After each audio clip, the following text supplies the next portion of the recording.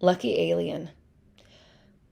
This one hit hard, especially in the times that we're living. It's pieces like this that are entirely impactful, and I hope the right people see it because it felt very visceral. It was so easy to align with this character based on the angles, the intimacy, and just the not simplicity of her story, but the relatability of her story that it was very easy to step in her shoes and imagine that this was happening to you, which is what this is all about. And there was something about, yeah, the visceral nature, the aggression coming in, the long waits, the hurting of people. And to go through this whole journey and end in that place was very unexpected, but really impactful. And I think they used the short film format quite brilliantly. I want to give huge props to our lead actress. She absolutely sold this, and there was such a vulnerability and a depth to her performance that really sold the piece. So overall, thank you for making this piece, and I think it's going to have quite the life after. This film, Lucky Alien, was very hard to watch. It is about a girl who overstayed a visitor visa who just wants to visit her girlfriend.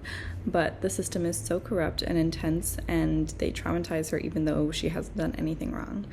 It points out the problems with the system and the immigration policies. It's utterly ridiculous how she and the other people in the detention center were treated in this.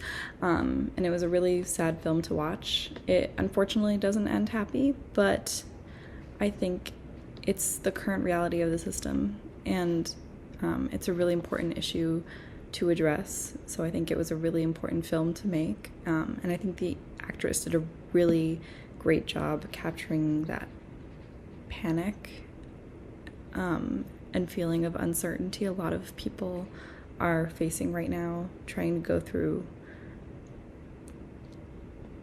the bullshit that is the system. And I think this film captured this in a really great way. I like Lucky Alien. I thought it was a good idea. Like a good way to show the difficulties, a clever way to show the difficulties and all of the issues with the immigration system and prejudices and all of that with like a white girl, blonde hair, blue eyes from Norway.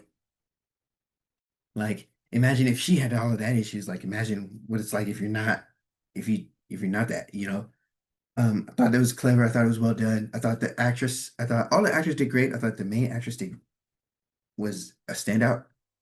Um, it also was effective. It like made me feel for her, you know, and root for her, and raised some really powerful points about the immigration system in this country that's atrocious, you know. So I think it was effective. Great job. Lucky Alien is a powerful short film that is direct commentary for our current state of the world with immigration raids on the rise.